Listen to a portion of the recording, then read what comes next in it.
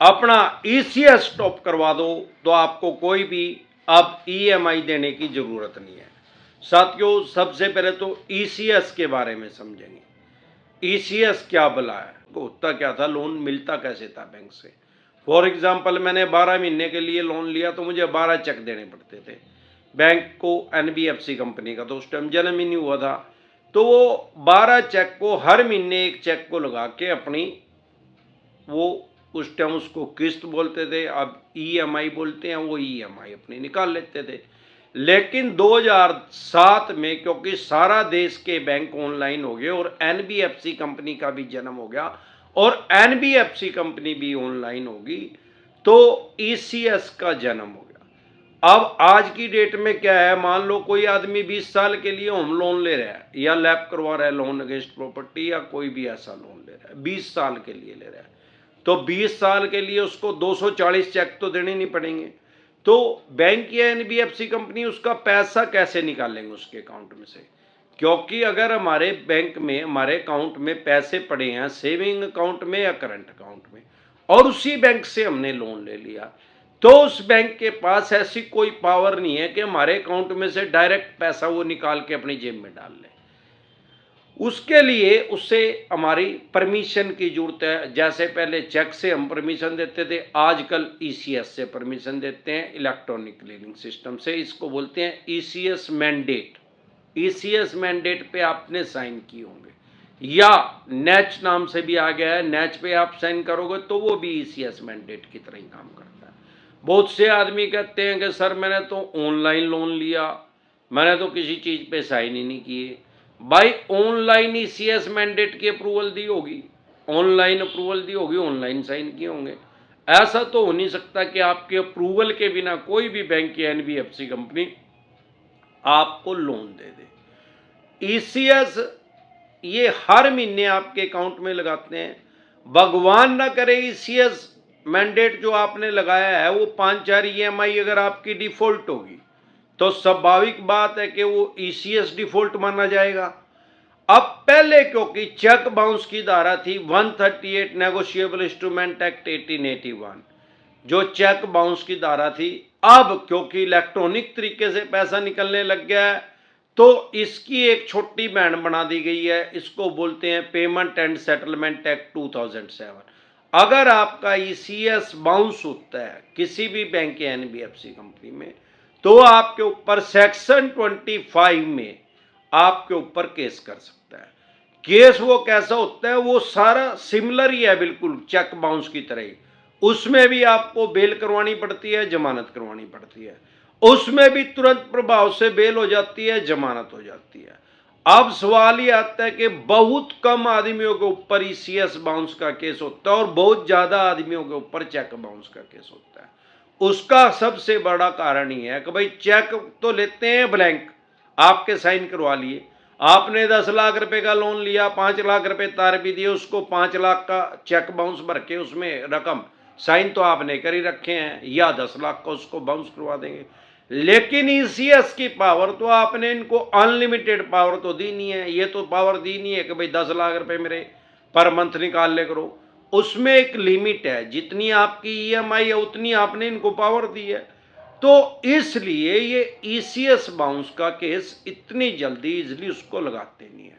और ज्यादातर जो कम लोन अमाउंट होता है 2-4-5 लाख रुपए का, उसमें ईसीएस बाउंस का केस करते नहीं है। इसीलिए इन्होंने चवन्नी छाप कुत्ते पड़ा रखे हैं, क्योंकि इनको पता है अगर आज ईसीएस बाउंस का केस आपके ऊपर करेंगे, चेक बाउंस का केस करेंगे, हमारे देश में 44 लाख से भी ज्यादा चेक बाउंस के केस पेंडिंग है और ईसीएस बाउंस के भी बहुत से केस पेंडिंग है।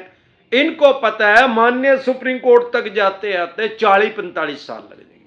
अब 40-45 साल का इनके पास टाइम नहीं है, 40-45 साल में हरिद्वार जा लेंगे। और जिसने लोन लिया वो भी 25-30 साल का तो आज होगा, वो 40-45 साल में उसका ही बोलो राम हो जाएगा। भाई 16 साल के लड़के लड़की को तो कोई बैंक एनबीएफसी कंपनी लोन नहीं देता, और ना ही किसी 16 साल के लड़के लड़की को किसी बैंकिंग की परमिशन आरबीआई देता, यानी कि उसको लाइसेंस इशू नहीं करता। तो स्वाभाविक बात है कि जिसने पैसा लिया है वो भी 20-25-30 साल का है, और जिसने पैसा आपको दिया है वो भी कम से कम 30, 35, 40 साल का है।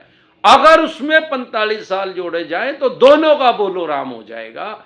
यही कारण है कि इन कुत्तों को पीछे लगाया जाता है, चवन्नी चापों को, जो इन लोगों के साथ गाली गलौज करते हैं, बकवास करते हैं, राज करते हैं। साथियों, कभी भी आपका कोई, आपने किसी बैंक एनबीएफसी कंपनी को चेक दिया है तो उसको कभी भी स्टॉप ना करवाएं। या ईसीएस मैंडेट लगा हुआ है, ऑनलाइन लगा हुआ है या ऑफलाइन आपने साइन किया, उसको कभी भी स्टॉप ना करवाएं। क्योंकि ईएमआई डिफॉल्ट होना क्राइम में कंसीडर नहीं होता।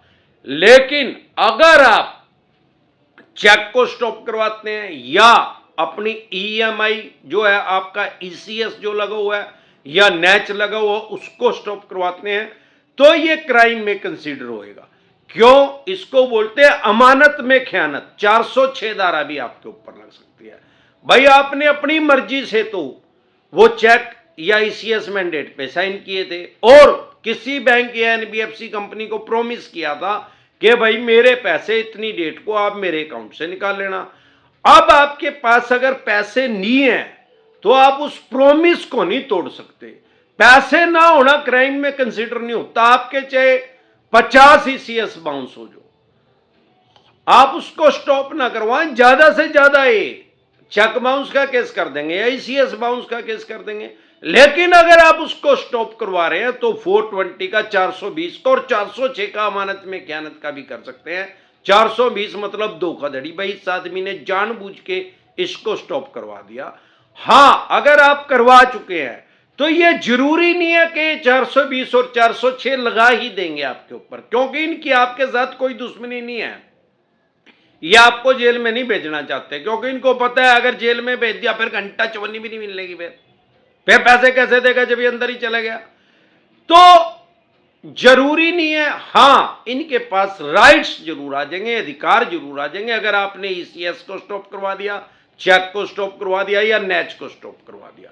तो ऐसी गफलत की स्थिति में कभी भी ना रहे कि अगर आप ईसीएस स्टॉप करवा रहे हैं तो अब आपको बैंक या एनबीएफसी कंपनी के पैसे ही नहीं देने पड़ेंगे। भाई, पैसे देना या ना देना, ईएमआई डिफॉल्ट होना वो क्राइम में कंसीडर नहीं होता। 2 लोन डिफॉल्ट हो गए, 5 हो गए, 25 हो गए, 25 लोन भी डिफॉल्ट हो गए, सबकी 5-5 ईएमआई भी डिफॉल्ट होगी तो भी वो क्राइम में कंसीडर नहीं होता।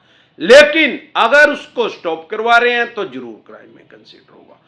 2 तरह के नोटिस को कभी भी वॉइड ना करें। एक 138 का चेक बाउंस का अगर आपके पास आ रहा है, एनआई एक्ट बोलते हैं जिसको, उसको कभी भी इग्नोर ना करें, कभी भी हल्के में ना लें, नहीं तो अपनी जेल में जाने की तैयारी कर ले अगर उसको आप इग्नोर कर रहे हैं।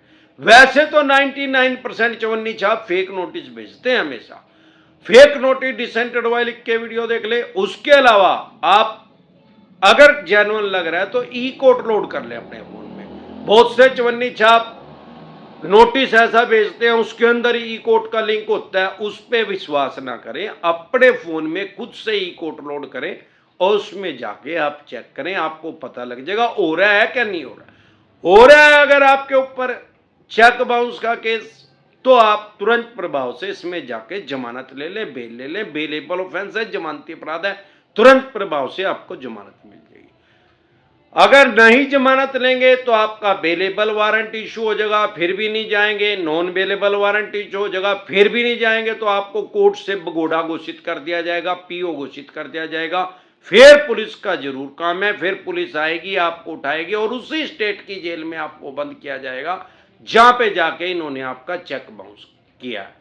अब इससे क्या समझ में आता है, क्या शिक्षा मिलती है? भाई, चेक बाउंस होना क्राइम में कंसिडर नहीं है, कोर्ट की अवमानना करना क्राइम में कंसिडर होता है। अगर आप जा ही नहीं रहे, बार बार नोटिस इशू रहे हैं जिसको कोर्ट की भाषा में समन बोलते हैं।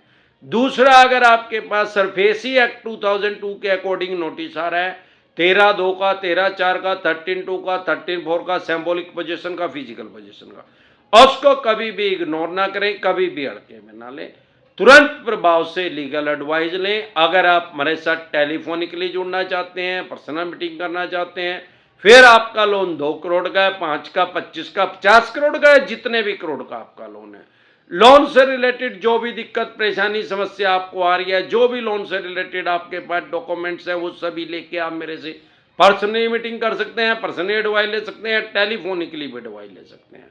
फिर आपका लोन 2 करोड़ का है, 5 का है, 25 का, 50 करोड़ का है, जितने भी करोड़ का है, आपके पास 138 नेगोशिएबल इंस्ट्रूमेंट एक्ट 1881 के तहत नोटिस आ रहा है, सरफेसी एक्ट 2002 के अकॉर्डिंग नोटिस आ रहा है, 13(2) का है, 13(4) का, सिंबॉलिक पोजीशन का, फिजिकल पोजीशन का, डीएम साहब का, या पेमेंट एंड सेटलमेंट एक्ट 2007 का, या आर्बिट्रेशन एंड कंसोलिडेशन एक्ट 1996 का, या रिकॉल नोटिस आ रहा है, या अन्य किसी तरह का कोई भी आपके पास नोटिस आ रहा है, लोन से रिलेटेड जो प्रॉब्लम है वो सभी लेके आप मेरे से पर्सनल एडवाइस ले सकते हैं। हमारे साथ जुड़ने का क्या प्रोसेस है, आपकी स्क्रीन पे कमेंट बॉक्स के अंदर एक नंबर आया हुआ है 9306347314। इस नंबर को सेव करके व्हाट्सएप मैसेज करें, तुरंत प्रभाव से रिप्लाई आएगा कि कैसे आप हमारे साथ टेलीफोनिकली जुड़ सकते हैं या पर्सनल मीटिंग कर सकते हैं। एक बार